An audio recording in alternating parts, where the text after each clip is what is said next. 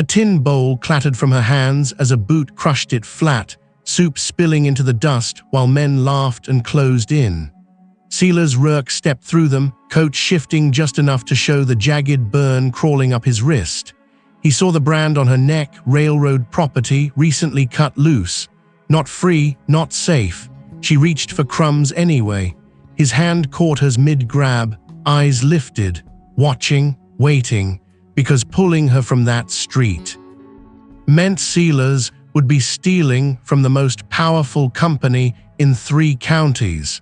Before we ride deeper into the story, hit subscribe, ring the bell, so you'll never miss another ride through the legends of the Wild West.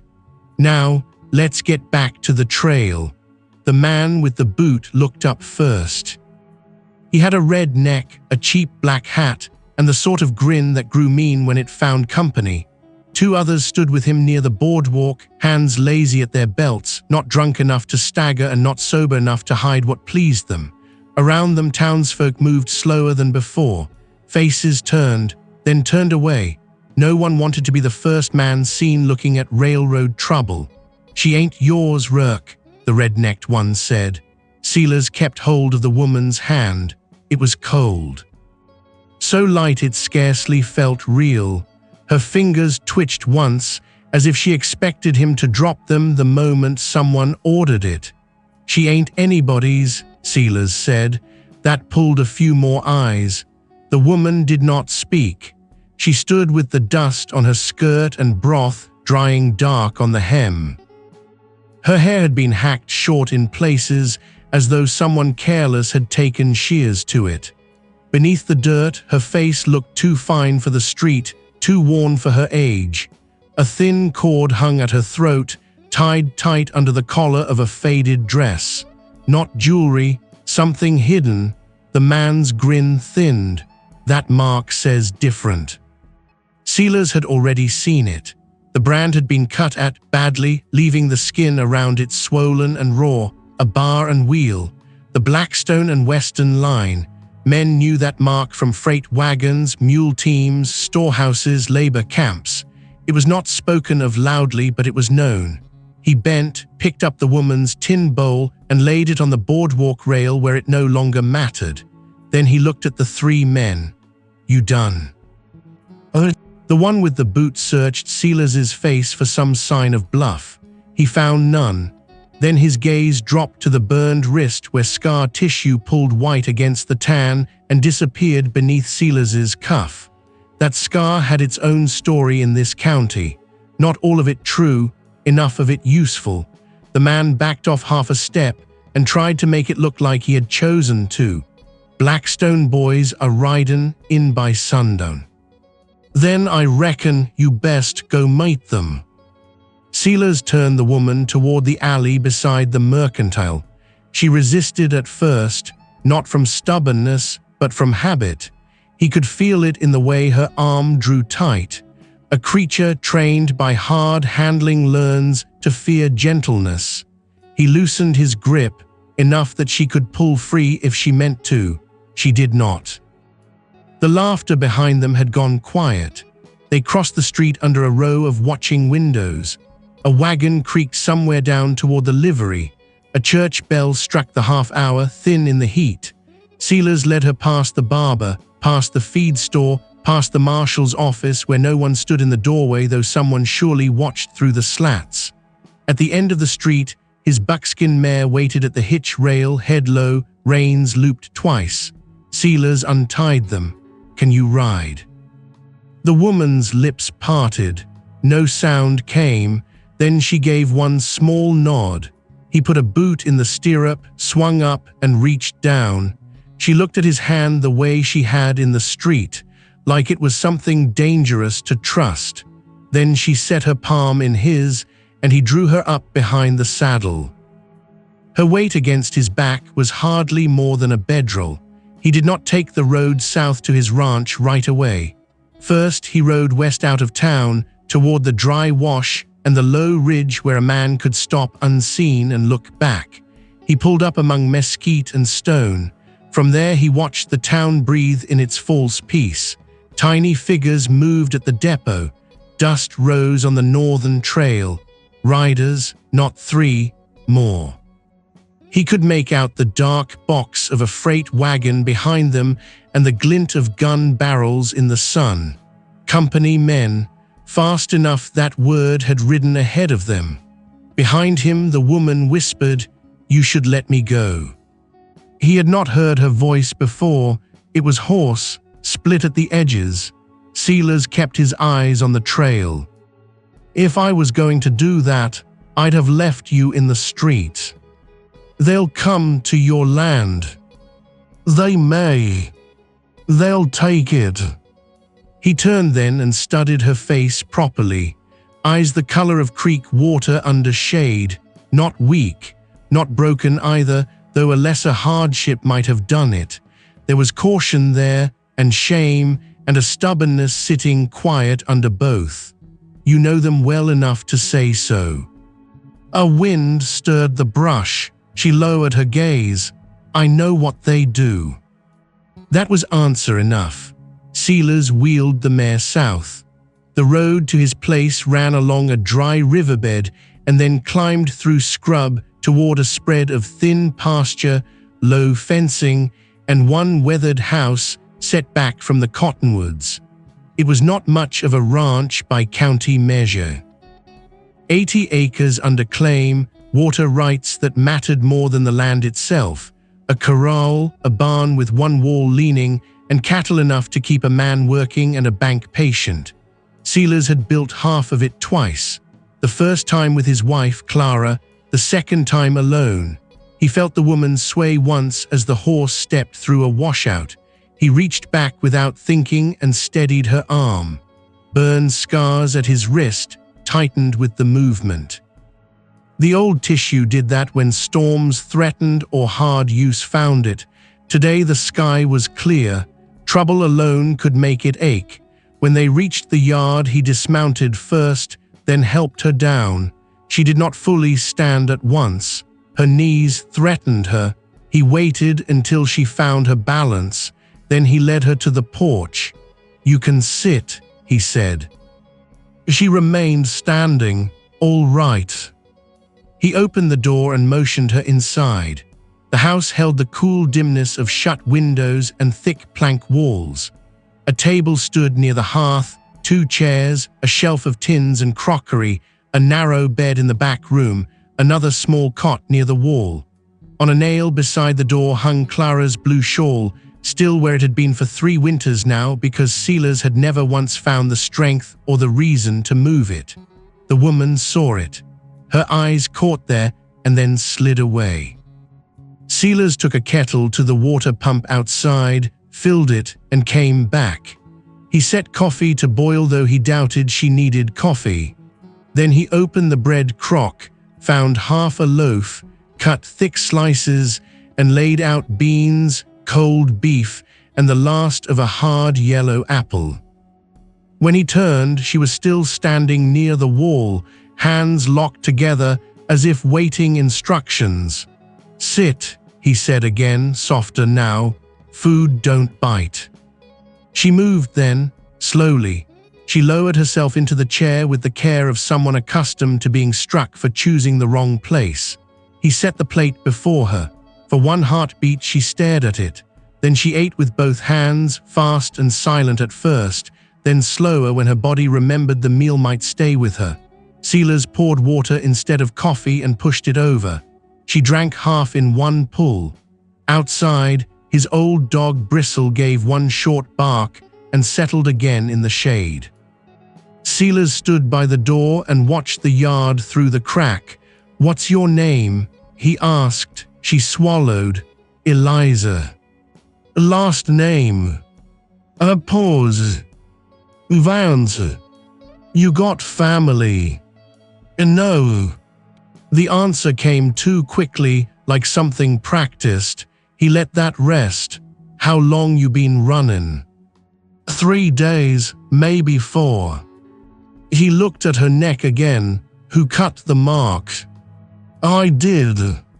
"With what?" "A broken cup." He said nothing for a moment. Then, you ought to have let someone with a steadier hand do it. A faint shadow of pride crossed her tired face.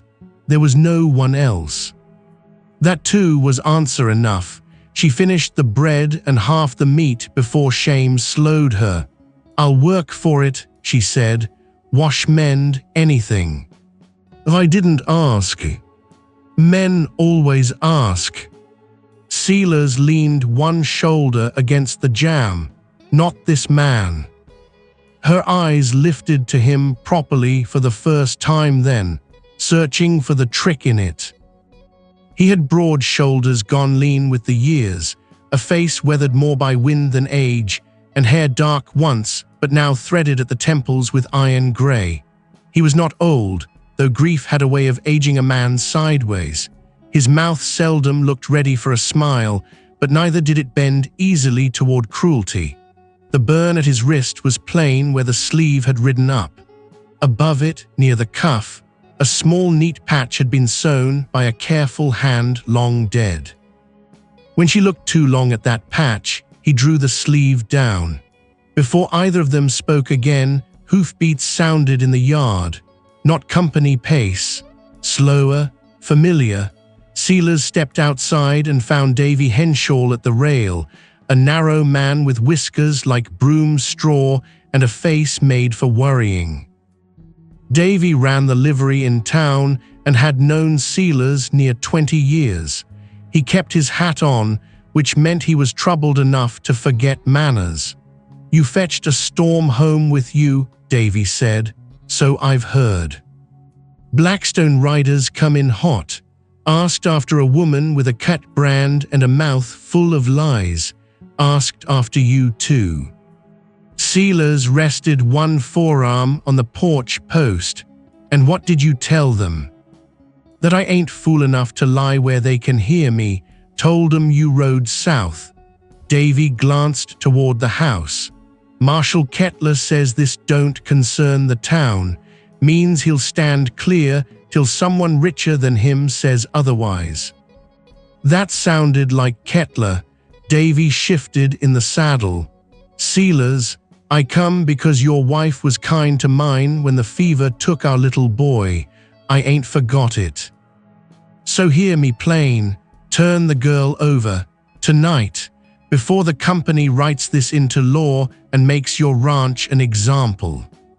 Silas looked beyond him to the pasture where heat shimmered above the grass. "They already mean to make examples." "Then don't hand 'em yours." Davy leaned closer. "This ain't some drifter you hid from a fist in the saloon. That mark ties her to freight books, labor contracts, sheriff papers if they want it. Men disappear under less." Silas's jaw moved once. "Maybe that's the trouble." Davy stared, knowing there was no bending him now. At last he sighed. "You always did have a bad habit of noticing what ought to be ignored." "So I'm told." "You'll ride to Blackstone Camp." "If I don't, they ride here." Davy rubbed at his cheek. "Then don't go alone." Silas almost smiled at that. "Ain't heard many volunteers." "No," Davy looked ashamed of the county on all their behalves. "You ain't." He turned the horse to go, then stopped. "There's more. One of the company clerks in town was talkin' after whiskey. Said the woman's not worth this fuss unless she's seen something, carried something, or is someone they can't have walkin' loose. He said Hale himself rode in." Silas straightened a little. "Gideon Hale." Davy nodded, "which means this ain't about a field hand." That sat between them like a loaded gun. When Davy rode off, Silas remained on the porch until the dust settled. Then he went inside. Eliza had heard enough to know the shape of things. She stood from the table before he spoke. "You should take me back." "No." Her voice sharpened. "I mean it." "So do I." She pressed her palms against the tabletop. You don't know what he is. Hale. Her face changed when he said the name, fear first, then something harder. He smiles when he hurts folk. Silas had met such men before, men who mistook patience for virtue and calm for conscience. Then he'll smile somewhere else tonight. He won't stop, she swallowed, not while I breathe. Then we got a simple sum. There is no simple sum with railroad men. No, he crossed to the peg by the door and took down his hat. But there is supper, a lamp, and one room with a lock. You'll stay in it after dark. I'm ridin' to see what kind of war's coming. She stared at him as if he had spoken madness. To them. To them. They'll kill you. They might. And if they don't, they'll take your claim. He met her eyes. That's mine to risk. For a second, anger flashed through her weariness. Real anger, alive. Why? He looked at the shawl on the wall, then at the table where crumbs from her meal still lay. Because I've once before stood aside while men with papers called wrong by another name. I don't aim to practice. She did not understand all of that, but she understood enough. He saddled the buckskin and checked the Colt at his hip. From a box in the bedroom, he took the long Spencer rifle, wiped the dust from it, and leaned it by the door for later. Then he wrote 3 lines on a scrap of paper and set it beneath the coffee tin where she would find it if he did not return before dark. There is water in the blue barrel. Bolt the door. Do not trust anyone who comes smiling. When he turned back, she was near the hearth watching him. Do you always leave notes like that? She asked. Only when I expect poor company. A strange sound came from her then, not quite a laugh, maybe the ghost of one. It disappeared quickly, but he had heard it. Eat again before dark, he said, and if they come. Don't open. She looked at the rifle by the door. He followed her gaze. No, how? Yes. That surprised him less than it should have. He mounted and rode north as the sun bent lower. Blackstone Camp lay 7 miles from town, where the new spur line cut across the flats. Even before a man reached it, he could smell hot tar, horse sweat, coal oil, and the sour, heavy odor of too many men kept close under hard rules. Tents stood in rows beyond the grading field. A storehouse crouched near the tracks. Wagons ringed the outer edge. Guards moved with the dull certainty of men paid to believe power would hold. Silas rode in at a walk. 3 rifles found him before he had crossed half the camp. One voice ordered him down. Another said hold. Then a figure stepped from the office wagon, broad-shouldered, clean-coated despite the dust, gloves pale as bone. Gideon Hale. He had a smooth face for a man in such work. Narrow mouth. Eyes light enough to look cold even in evening sun. He wore no badge, but authority sat on him harder than a star. He looked at Silas as though measuring timber. Mr. Rourke, Hale said, you save me the ride. Silas dismounted, but did not offer his reins to anyone. You seem to know my habits. We make it our business to know the habits of landholders along the line. Hale's gaze dropped to the burn scar at Silas's wrist, and of men with grievances. I ain't brought ones. Not yet. Hale glanced toward the nearest guard. Search him. Silas stood still while they relieved him of his rifle and Colt.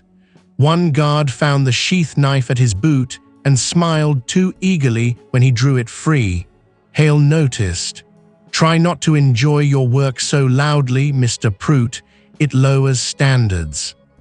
The guard's smile vanished. Hale turned back. Walk with me.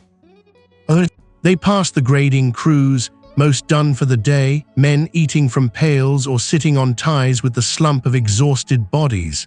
Some wore chains on one ankle, some did not. A few looked up at Silas with blank eyes and then down again. Near the far end stood a fenced section with canvas stretched for shade. Inside it, a wagon carried the Blackstone and Western emblem on both sides. Office papers, ledgers, a portable world of order built over dirt and pain. Hale stopped before the fence. "You have a woman on your property," he said.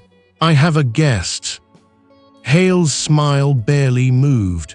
A labor asset under company contract, presently absconded and damaged. "Damaged," Silas repeated. "The brand was cut." Hale sounded annoyed by sloppy bookkeeping, an inconvenience. Silas looked through the fence at the office wagon. "You brand all your contract folk?" "No," Hale folded his gloves together. "Only those purchased from other concerns under special terms." Silas's voice went flatter. "Purchased." Hale did not blink. "The law grows where capital waters it, Mr. Rourke. Best remember that if you mean to keep your pastures." There it was, no pretense now. "I came to say this plain," Silas said. "She stays under my roof tonight. If you want words after that, you bring them in daylight with witnesses." Hale studied him longer than courtesy required. "You believe in witnesses?" "I believe in daylight." A small breeze moved dust over the tracks. Somewhere a hammer rang and rang again. At last Hale said, "Then let us be men of daylight. Bring her in tomorrow at noon. Quietly, I'll draw papers that leave your claim untouched. And if I don't, then I file notice that you harbor stolen property, interfere with company transport, and obstruct lawful recovery. The county court will freeze your water access pending judgment. Your cattle die first. Your bank follows. Your land goes cheap at auction. I expect to be the only bidder." Silas heard the terms, water access. That was the true knife. A ranch without water was already half a grave. He kept his face still. That all. "No," Hale's eyes narrowed with interest rather than anger. "There is another matter. The woman told people her name is Eliza Vance. If she told you the same, she lied." That was the first shift in the boards beneath the story. Silas gave nothing back. Hale seemed pleased by that too. "Good evening, Mr. Rourke." Silas turned to go, but Hale spoke once more. "You still think that fire was an accident?" Silas stopped. The camp sounds faded for one long beat, as if the whole place had drawn breath and held it. The burn at his wrist seemed suddenly fresh. "What fire?" Silas asked. Hale smiled then, not wide, not kind, "The one that killed your wife." Silas looked at him very slowly. Hale's expression did not change. "Tomorrow at noon," he said. Silas walked out of camp with his weapons returned, but his peace left behind. The ride home took longer in the dark. Moonlight silvered the wash and the split-rail fences and the old cottonwoods near the creek. Coyotes sang far off. By the time he reached the yard, the lamp in the window had been snuffed, just as he would have done himself. Good. He gave the low whistle he had written in the note only because notes could be stolen. After a pause, the bolt inside the door slid back. Eliza stood there with the Spencer rifle in both hands, not pointed at him. Ready though, her eyes moved over his face, his shoulders, his empty hands, checking for blood or chains or men behind him. "Thought you might be someone smiling," he said. "I nearly shot you." He took off his hat. "Then I'm obliged to the nearly." Inside, the remains of a second meal sat on the table. She had washed the plate. The room smelled faintly of broth and lamp smoke. He hung the hat, took a cup of water and drank. "What did they say?" she asked. "That I got till noon." Her fingers tightened on the rifle stock. "Then we leave before dawn." He lowered the cup. "Where's?" "West into the breaks. There are canyons, old line shacks. We can lose them a while." "Are we?" Her answer came with no embarrassment at all. "If I stay, they take your land. If I run alone, they take me. Seems plain enough." It did. Silas sat at the table. "Hale says Eliza Vance ain't your name." Something hard closed over her face. She set the rifle carefully by the wall before speaking. "I told you the name that keeps me breathing." "What's the other one?" She looked toward the door, toward the dark beyond it, as if names might travel through cracks. "I was called Anna once." "By who?" Silence. He waited. At last she said, "My mother." "Where is she?" "Dead." "Father?" Her mouth flattened. "Depends which one you mean." That earned his full attention. She sank into the chair across from him, not from weakness now, but from surrender to something long deferred. "My mother worked in the house of a railroad man back east, Mr. Calder. Rich enough folk stepped aside for him before he entered rooms. She was his laundress. Then she was his kept shame. Then she was sent west when his wife took sick of hearing our names." Silas said nothing. The pieces were not yet a picture. "I was little," Eliza Anna went on, "too little to know what belonged to which world. We lived in a house near Denver 1 year, then in a rail car, then near the camps. Men called me Miss when no one watched and girl when they did. Mr. Calder visited twice a year, brought books, gloves, once a silver horse brooch. Her fingers went to the cord at her throat. Then there was a wreck, fire afterward, papers lost, men dead. A clerk came, said my mother knew too much of matters that were not hers." Silas felt his burned wrist pulse with memory. She looked at it too. "My mother ran," she said. "We got as far as Blackstone Camp 2 winters later before they found us. She was struck for lying. I was taken aside. Hale said if she stayed quiet, I'd be kept safe. He had me marked anyway. She died in spring."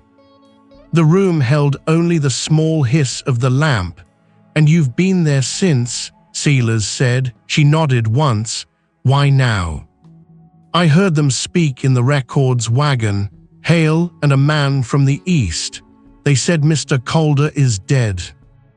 Said his lawful son means to buy all remaining interests and clear every irregular account before the spur opens. I knew then what I was, not labor, not debt, a loose end." The hidden cord at her throat trembled under her fingers. "So I took what I could from the records wagon and ran." Silas's voice stayed level. "What did you take?" She untied the cord and drew out a small oilskin packet, flat and worn. Inside lay a folded paper and a brooch shaped like a silver horse, tarnished black in the grooves. He touched neither. "The paper?"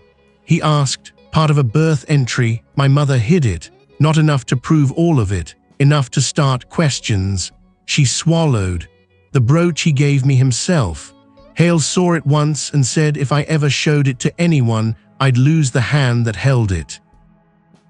Silas leaned back and looked at the table without seeing it. Fire, records lost. A rich man named Calder, Hale speaking of Clara. His wife had died 3 years ago in a freight shed blaze near the siding at Red Creek. She had ridden there with him because the station agent's child was ill, and Clara carried medicine better than most doctors. They had arrived to find shouting, spilled lamp oil, and smoke already threading under the warehouse doors. Silas had gone in after trapped men. Clara had gone where she always went, toward the crying. The roof had fallen too fast. Everyone said it was mischance. Everyone said the ledgers and manifests lost in the fire were a pity beside the dead. Silas had never quite believed the way the lock had jammed from outside. Now Hale had named that fire aloud. Eliza watched the change move through him. "You know something." "I know enough to hate fog where there ought to be daylight." He rose. "Sleep if you can." "And you?" "I'll keep till morning." He took his chair to the porch with the Spencer across his knees. Moonlight painted the yard pale. Bristle curled under the step. Out in the pasture, a cow lowed once and settled. Silas did not sleep. He sat with the burn in his wrist and Clara in his memory, and Hale's words turning slow as a drill bit. Near dawn, he heard the horse before he saw the rider. He rose, rifle ready, but the figure came alone and called out in a whisper, "Silas, don't be a fool and shoot Davy Henshaw over kindness." Silas lowered the barrel. Davy dismounted in haste and came up the walk, carrying a canvas satchel. Couldn't come sooner. Kettler had men watching roads till midnight. "What happened?" Davy looked past him into the house, saw movement there, and lowered his voice. "I talked to Mrs. Bean at the telegraph office, then to a bookkeeper who'd sooner keep his teeth than his employer's secrets if asked right. There was a name on a wire last month. Calder, Eastern Money, questions about prior settlements, and one female dependent unaccounted for." Silas nodded once. Davy's eyes widened. "Then it's true." "True enough." Davy cursed under his breath. "Lord help us." "What's in the satchel?" "Deed copies, water rights papers, mine and yours." Thought if this goes to court, maybe a man ought to have what the fire can't take. He handed it over. "And there's more. Hale filed draft notice last night with Judge Penn's clerk, not public yet. Says you are to surrender the woman by noon or your claim stands under seizure review." So he means to move fast. He means to move before folks can think. Davy wiped at his face. "Sailors, if the woman is who they fear she is, this county's smaller than I guessed. You can still ride, take her west, vanish." Silas looked toward the horizon, where sunrise made the fence line glow. "Men with money build long roads, Davy." "Yes, they catch up." Davy closed his eyes a moment. Then what? Silas had not had the answer an hour before.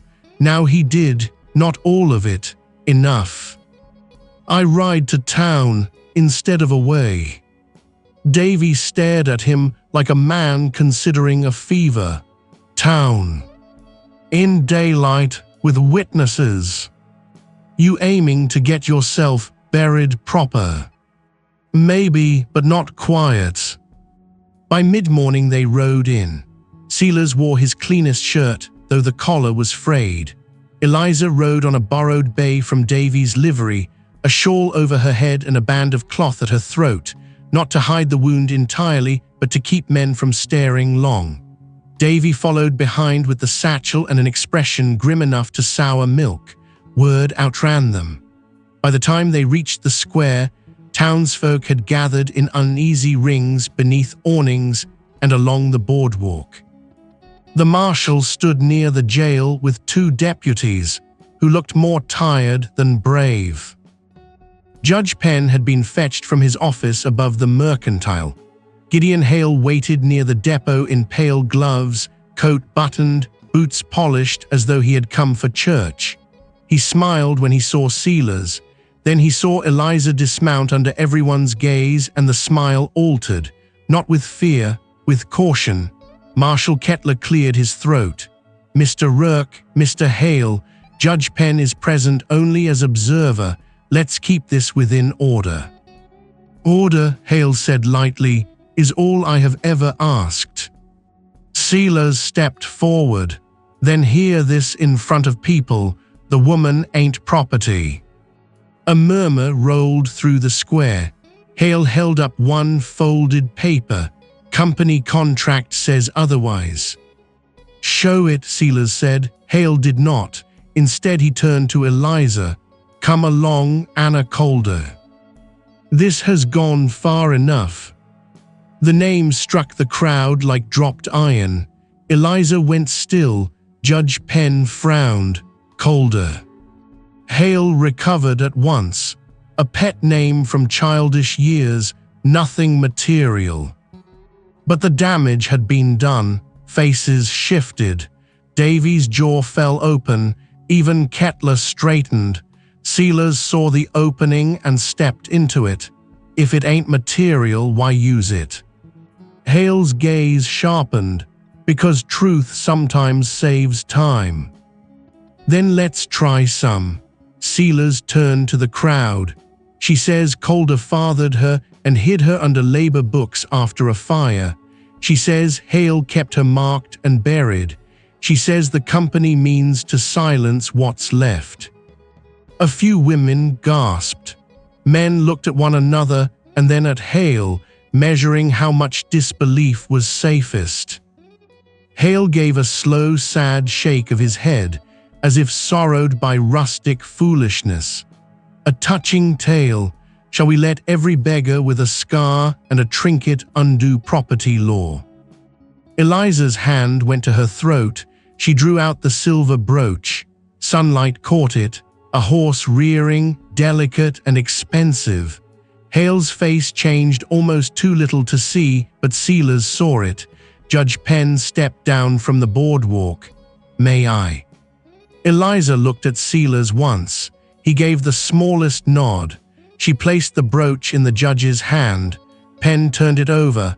On the back, nearly worn smooth, were initials. "E.C. Edmund Calder," Davy whispered behind them.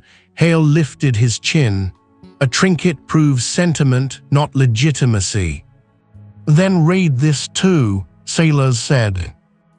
He took the folded birth entry from the oilskin and handed it to the judge.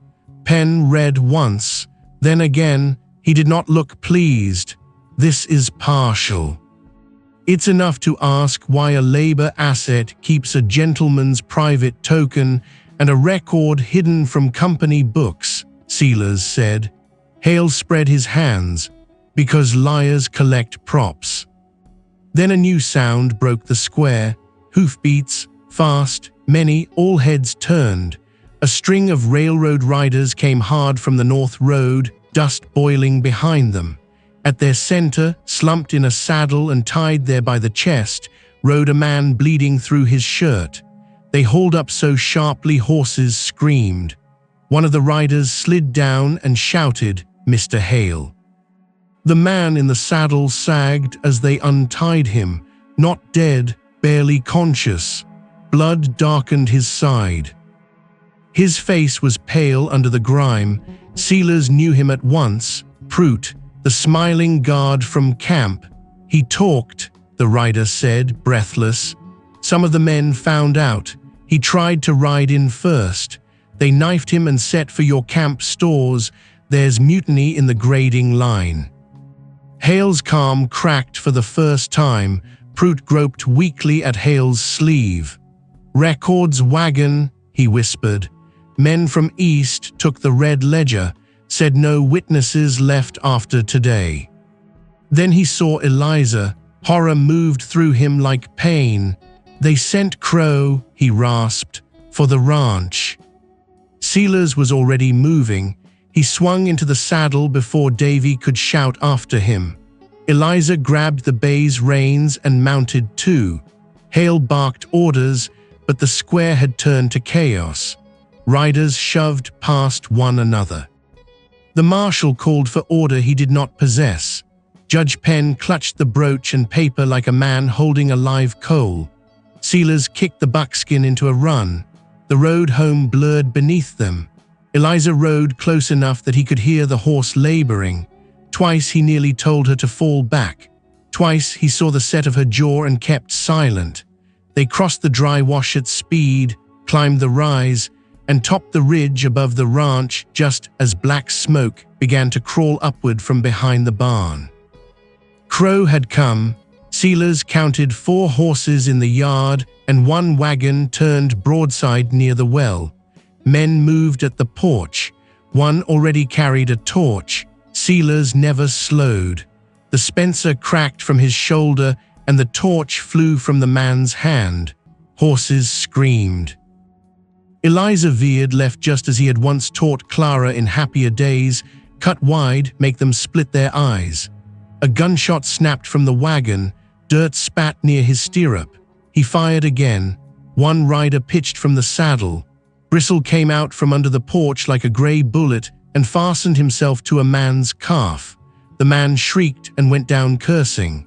Crow stepped from the smoke near the doorway, broad as a doorframe, beard matted, shotgun already rising. Silas hit the dirt one breath before the blast tore splinters from the porch post where his head had been. He rolled, came up on one knee and fired from the hip. Crow lurched but did not fall. Eliza's shot rang from near the well and the second bullet took him through the shoulder. The shotgun dropped. Then the yard went strangely still. One raider fled. Another lay unmoving by the trough. The wounded one under Bristle sobbed and kicked till Silas crossed the yard and knocked him senseless with the rifle butt. Crow sat against the porch step, one hand pressed to his blood-soaked shoulder, teeth bared. Smoke drifted around him from the barn wall where a patch of flame had begun to climb. Eliza ran to it with a bucket before Silas had to tell her. He stood over Crow. "Who sent you?" Crow spat red. "Same men you think you can shame with papers." "Names." Crow laughed. "You ain't fighting the railroad. You're fighting the men behind it." Silas crouched. "Then start with one." Crow's eyes flicked toward Eliza. Hatred lived there old and deep. "Girl should have died with her mother." That was enough. Silas grabbed his collar and hauled him to the porch rail where the rope for feed sacks hung coiled. He tied Crow upright despite the man's curses. Then he beat the barn flames out with a blanket and pumped water until only smoke remained. When it was done, Eliza stood with her dress dark at the hem and soot across her cheek. Her breath came hard. She looked at the tied man and then at Silas. What now? He looked at the yard, the burned patch on the barn, the dead horse by the gate, the shattered window where a bullet had gone through Clara's old blue pitcher and left the pieces glittering on the floorboards. Cost. There it was, arriving by inch. "We make him useful," Silas said. By late afternoon, Gideon Hale rode in with 6 armed men, the marshal, Judge Penn, and half the town trailing in wagons or on horseback, because once blood and smoke join a story, fear turns to appetite. Crow was still tied to the porch rail. Fruit, patched badly in town, had been brought to, pale on a wagon mattress. Judge Penn dismounted with care, as if approaching scripture written by thunder. Silas stood in the yard. Eliza beside him. Davy on the other side with a shotgun and a face like stone. Hale took in the scene in one sweep. Dead raider, tied man, scorched barn, broken glass. Whatever he had planned in town had been outrun by this. "You have made yourself difficult," he said. Silas answered, "You sent arson to a lawful claim." "I sent recovery." Hale's eyes cooled when they found Crow. "Though I see your methods invited excess." Crow let out a low, ugly laugh. "Tell it better, Gideon." The square in town had not broken Hale. This struck closer. Silence. Judge Penn raised the partial birth entry. "Before any further talk, I want answers to the matter of this woman's identity." Hale turned. Judge with respect, that matter is subordinate to armed assault and theft. Pruitt lifted himself on one elbow from the wagon and groaned, "Red ledger, sir. They've got the red ledger." Hale went still. Silas watched him. "There, another crack. What's in the red ledger?" Silas asked. No one answered. Crow did. "Settlements," he said with relish. "Names paid to vanish. Camp dead marked as deserters. Children entered under tool losses. One pretty widow at Red Creek listed among fire spoilage." The world narrowed. Silas did not feel his hands, only the hot whiteness behind his eyes. What widow? Crow grinned through blood. Clara Rourke, caught where she ought not be, same fire that cleaned Mr. Calder's accounts. Hale set the lamp. Eastern men set the lock. Eliza made a sound low in her throat. Davy swore. Someone in the townsfolk crossed themselves. Hale's voice came quiet and deadly. "Crow is a butcher and liar buying pain with noise." Crow laughed again, then coughed red over his beard. "Ain't Denny'd the name yet." Silas stepped toward Hale. The marshal moved between them on pure instinct, hand trembling near his pistol. "No." For one terrible moment, it seemed the whole county waited to see which man would breathe next. Hale spoke first. "Mr. Rourke, whatever happened at Red Creek was necessity in a larger affair. Documents, liabilities, men already doomed by their own carelessness. I regret collateral deaths." Collateral, the word struck harder than the confession. Silas's hand drifted toward his sidearm. Eliza saw it. So did Davy. So did Judge Penn. Then Eliza spoke into the silence. "If you kill him here, the ledger dies with him." Everyone turned. She looked not at Hale but at Silas. Her face was white with grief not all her own. "That is what they want. One rage, one shot. Then you become the savage in their paper and all the rest goes under with you." The old burned place inside him blazed. Revenge stood so close he could smell it. Clara's face came to him then, not as she died, but as she had lived, hands floury at the table, eyes bright over some small joke, saying once after a hard season that decency had to outlast humiliation or else the cruel only had to wait. Silas drew his hand away from the gun, not because Hale deserved mercy, because truth did. He looked at Judge Penn. "Can you hold these men by county authority?" Penn swallowed. "On assault, yes. On murder if testimonies sworn and credible." "Then swear it." Hale laughed softly, astonished. "You think county paper will survive company money?" Silas looked at him. "Maybe not, but daylight's growing." He turned to Pruitt. "You talk and you live. That's the only bargain in front of you." Pruitt's eyes darted to Hale, then to Crow, then to the barn, the bodies, the gathered townsfolk. Men choose courage most often when they learn fear has changed employers. Pruitt began to speak. He spoke of the ledger, of dead laborers entered as runaways to save compensation, of Eastern investors, of Anna Calder hidden after the fire because a child had seen Hale, and 2 clerks removing packets from the office wagon before the flames rose.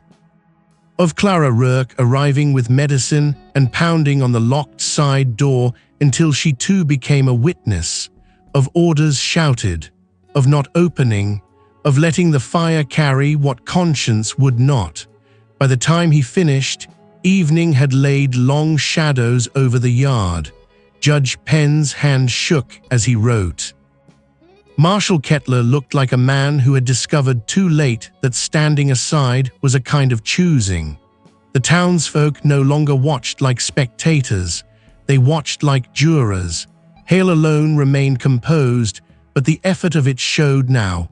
When Penn ordered him under arrest pending transport to the county seat, Hale smiled with genuine pity. "Judge, there are men above your reach." "Maybe," Penn said, surprising himself, "but not above the first cell." Hale was taken, along with Crow and the wounded raider, Prout too, though with a promise of lenience if testimony held. The bodies were carried off. The yard emptied slowly, leaving only tracks, smoke, and the echo of everything that could never be unknown again. Night settled clean and cool.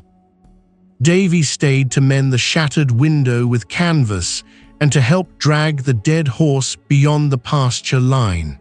He worked in silence a while, then said, "They'll come for the water anyway, you know that." Silas was setting a new board over the barn's scorched siding. "I know. Blackstone Line won't take this public swallowing from a county judge and leave your claim alone."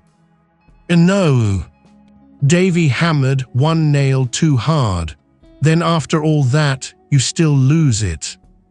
Silas looked across the yard, where Eliza sat on the porch step with Bristle's head in her lap, staring at the dark field. "Seems likely." Davy wiped his brow. "You sorry?" Silas considered. The grief in him had changed shape but not weight. "No." Davy let out a breath that was almost a laugh and almost a sob. "You damn fool." "I've been told." The hearing at the county seat came 3 days later. By then telegrams had outrun horses. Eastern names had begun to tremble. A federal man from Denver arrived in a black coat and asked questions with a notebook already half full. Judge Penn discovered backbone under his caution. Marshal Kettler, perhaps out of guilt, perhaps out of fear of history, kept the prisoners under tight guard. Silas rode in with Eliza and Davy before sunrise. The courthouse rose square and red brick above the street, too solid for a place built on so much compromise. Farmers, merchants, labor men from the grading camps, women in plain dresses, even 2 ministers crowded the grounds. Some came for justice, some for spectacle. A county seldom knows the difference until after. Inside, Hale spoke well. He always had. He named Crow a rogue, Prout a coward, Eliza an unstable dependent manipulated by opportunists. He admitted to hard methods in camp administration, but denied murder. He said Red Creek had been accident and confusion. He said Silas Rourke carried grief into fantasy and sought compensation through slander. Then Eliza stood. She did not tremble once after the first word. She told of her mother, of the house back east, of Mr. Calder's visits, of the brooch, of hearing talk through canvas walls at Blackstone Camp, of the records wagon, of the night her mother was beaten, of Hale promising safety with one hand and ordering the brand with the other, of Clara at Red Creek, striking the locked door and shouting that there were still people inside. When she spoke Clara's name, Silas bowed his head once and no further. Prout confirmed what he could. Crow, seeing the tide turn and perhaps loving chaos more than loyalty, added uglier details than anyone wished to hear. The red ledger, recovered at last when mutinous workers handed it over to federal investigators in exchange for amnesty, did the rest. Hale's face did not break, but his future did. Yet justice travels with one broken wheel. It catches, drags, and throws sparks. 2 weeks after the hearing, before any final ruling on Blackstone property seizures, Silas received notice from the bank. Because his ranch had been named in an active legal struggle involving company obstruction and retaliatory damage, his credit line was suspended. Because water rights remained under temporary review from Hale's earlier filing, his grazing operation could not be lawfully expanded to cover losses. because the spring shipping contract had collapsed in the scandal. Cattle prices had turned against smallholders.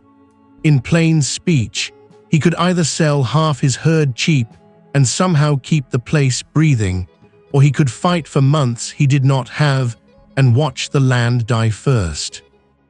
Davy read the paper twice at Silas's table and then set it down like it had bitten him. So that's how they do it, not by bullet, by winter. Silas stood at the window looking toward the lower pasture where late grass bent silver in the wind. By paper, like always. Eliza sat near the hearth mending a shirt sleeve. She had grown flesh again in her face these last days. Strength too. The cut brand at her throat had begun to heal into a hard, dark crescent. There were moments now when she looked her age instead of younger and older both. Can Judge Penn stop it? He can curse it, Davy said. Can't stop the bank. Silence held. At length Eliza said, "Sell me the brooch." Both men turned. She met Silas's eyes. "It is likely worth more than I know." "No. It bought my silence once. Let it buy your water now."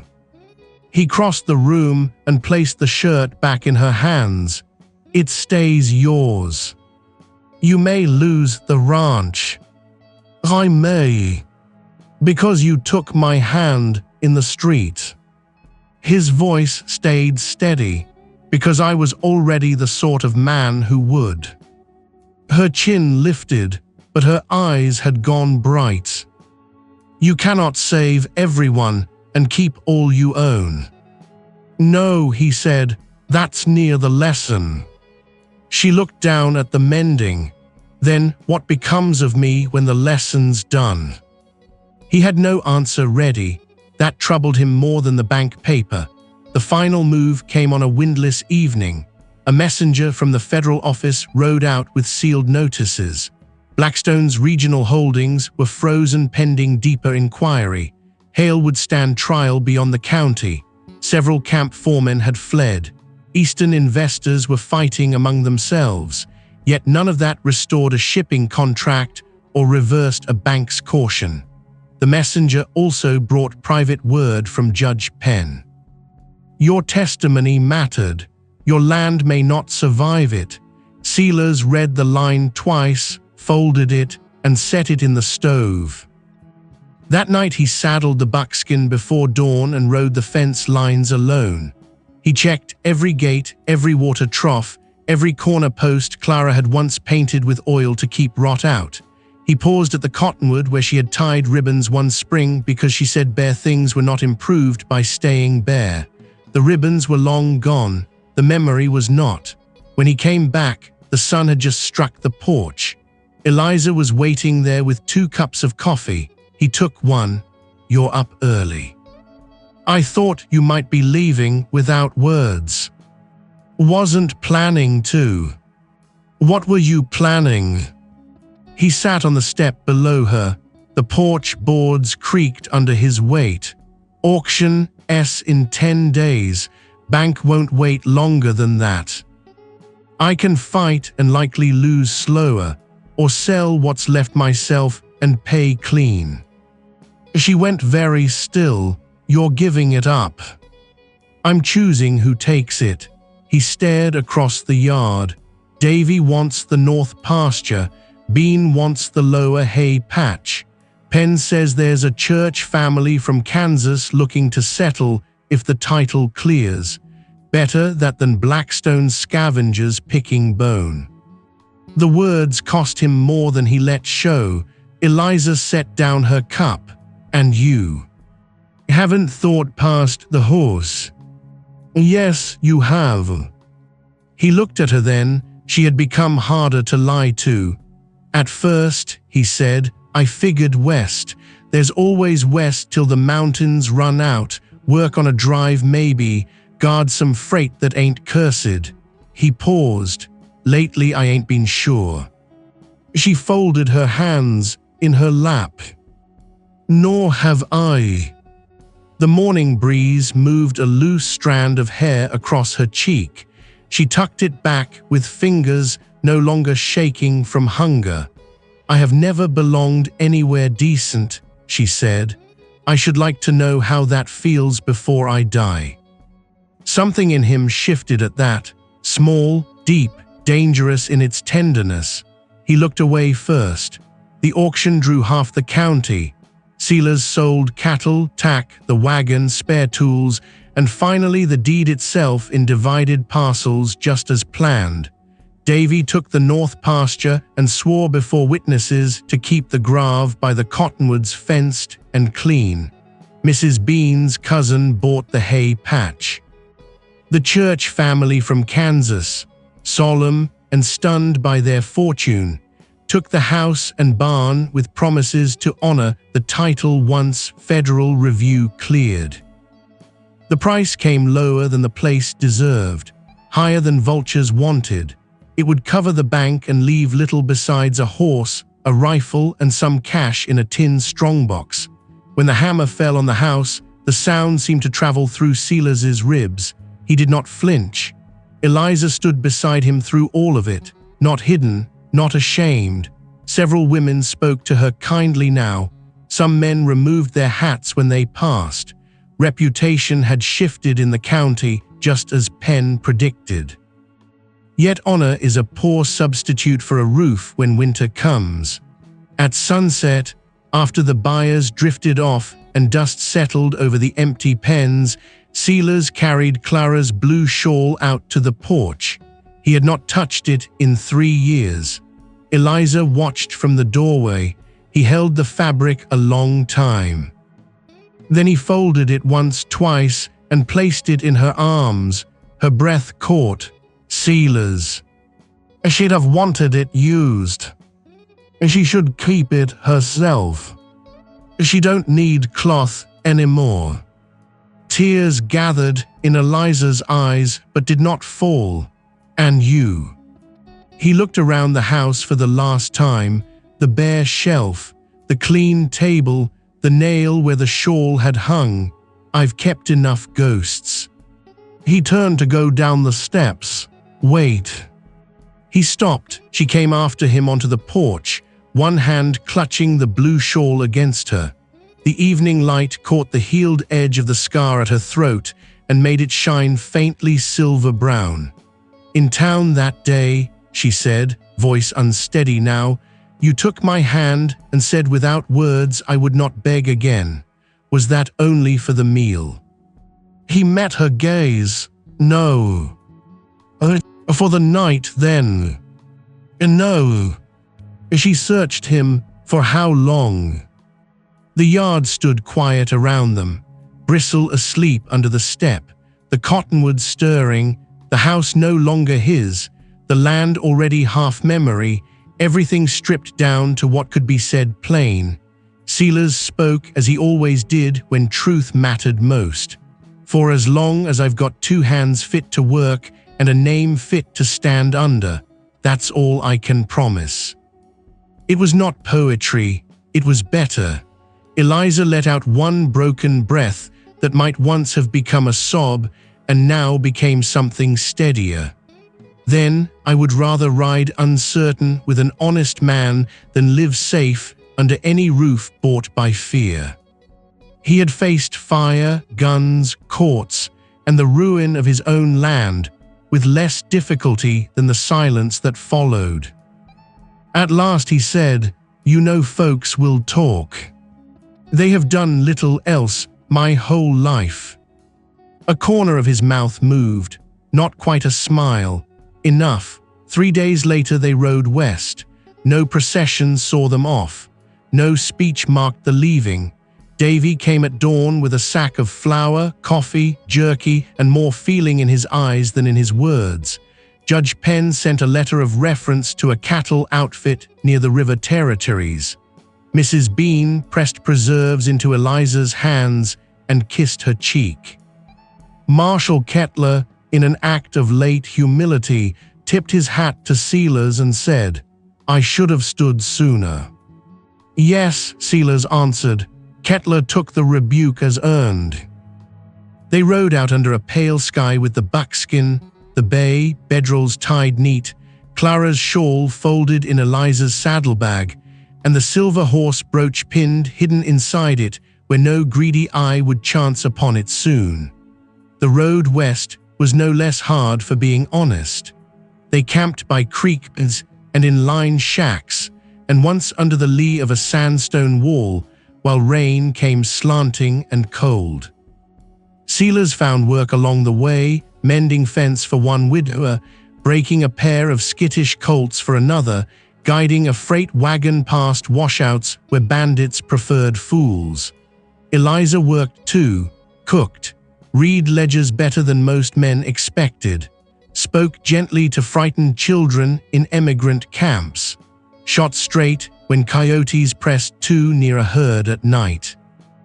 In New Mexico territory, they wintered on a spread owned by an old army surgeon turned rancher who cared more for competence than gossip.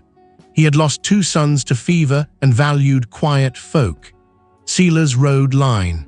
Eliza kept books, tended hens, and when the surgeon's daughter began lessons for nearby children, sat in the schoolroom and discovered she had a gift for helping younger minds uncoil from fear. Spring came late and green. One evening, nearly a year from the day of the street in town, Silas rode back from the far pasture to find Eliza standing by the corral rail with a little girl beside her, showing the child how to braid twine without tangling it. The girl laughed when she failed. Eliza laughed too, open this time, with no ghost around it. Silas stopped in the saddle and watched. The surgeon came out onto the porch and stood with him. That woman of yours has a schoolmaster's patience. Silas kept his eyes on the rail. She ain't a woman that belongs to any man. The surgeon grunted approval. Better answer. After a moment, Silas said, but I'd be grateful if she stayed where I can see her. The old man glanced sideways and smiled into his beard. That too is better. By summer they had taken a small parcel on the river road together. Not rich land, good land, enough water. A 2-room house with a sagging porch and cottonwoods that whispered at night like the old ones. They planted beans, kept chickens, rented pasture to a neighbor with too many cattle, and made a life not from rescue any longer, but from daily choosing. News from back east came slowly. Hale was convicted on fraud, unlawful detention, and multiple counts tied to the Red Creek fire once federal testimony widened. Some investors escaped the noose of consequence. Some did not. The Blackstone line was reorganized under new hands. Judge Penn rose in county esteem. Davy wrote once to say the Church family had painted the old house white and set flowers under the windows, which Silas found easier to bear than he expected. He read the letter twice and then set it aside. That autumn Eliza asked him to ride with her into town. The settlement there was small, hardly more than a crossing, a general store, and a church with plain glass. They tied the horses and walked the one dusty street side by side. No one stared at the scar on her throat longer than politeness allowed. No one knew the shape of her hunger before. No one had seen her in the dirt. At the store porch, a beggar woman sat with one cracked cup and a child sleeping against her knee. Eliza stopped. So did Silas. The woman looked up quick, ready for refusal before asking. Eliza knelt before her, not above, before. She handed over a paper sack of bread, dried apples, and salt pork bought moments earlier. Then she looked at the sleeping child, at the woman's worn shoes, at the way shame and gratitude warred in her face. There's work at the Turner place 2 miles south, Eliza said. Laundry, kitchen, proper pay. Tell them Mrs. Rourke sent you. The title landed between them softly. The woman blinked. Rourke. Eliza glanced up at Silas. He stood there in the afternoon light, hat low, the burn scar pale where his cuff had ridden back. A man who had lost land, name, ease, and the quiet life he might have had. A man who had paid. A man still standing. He stepped forward, reached down, and helped the beggar woman to her feet. "You hear her," he said. "You're done begging." The child woke and began to cry. The mother gathered him close. For a moment she looked as Eliza had once looked in the street, afraid to trust the shape of mercy. Then she nodded. They watched her go down the road toward the Turner place with the child on one hip and the food sack in the other hand. After a while, Silas and Eliza turned for home. The sun was lowering behind the cottonwoods along the river. Lights spilled gold over wagon ruts, fence rails, and the dust at their boots. In the west, clouds had gone copper at the edges, the kind of evening that made even poor land look briefly blessed. As they reached the horses, Eliza touched his sleeve just above the burn scar. "I never thanked you rightly," she said. He laid his hand over hers. "You lived, that's right enough." "No," she shook her head gently. "For all of it, the meal, the danger, the truth, the losing." He thought of the ranch, of Clara, of Hale in chains, of the blue shawl over a chair in their new house, of children's slates on the table because Eliza taught 3 nearby youngsters letters on Sundays, of the silver horse brooch hidden not as shame now, but as history survived. His voice was quiet. "What was lost bought, what followed. I can live with that." She looked at him a long moment, then smiled in a way the old county had never once seen. Not grateful only, not wounded only, at peace enough to begin. They mounted and rode toward the river road as evening gathered around them. Behind them, the little town shrank into dust and lamplight. Ahead, their house waited under cottonwoods, with smoke ready to rise from the chimney and the day's last warmth still held in the boards of the porch. The land there was smaller than what he had lost. The life was not. And in the fading light, with hoofbeats steady and the world quiet at last, Silas Rourke understood something he had not known when he first took a starving woman's hand in the street. A man can lose his place and keep his honor. He can lose his peace and still make shelter. He can be burned once by fire, then again by truth, and still choose mercy over the easier weapon. The cost remains, so does the good it bought. That was enough to ride on. If this story stirred a memory or two, saddle up with us again. Hit subscribe and help this old frontier tales alive. Out here, every name, every trail, every sunset still matter. So, till we meet again. Friend, keep your hat tipped to the past and your heart pointed west.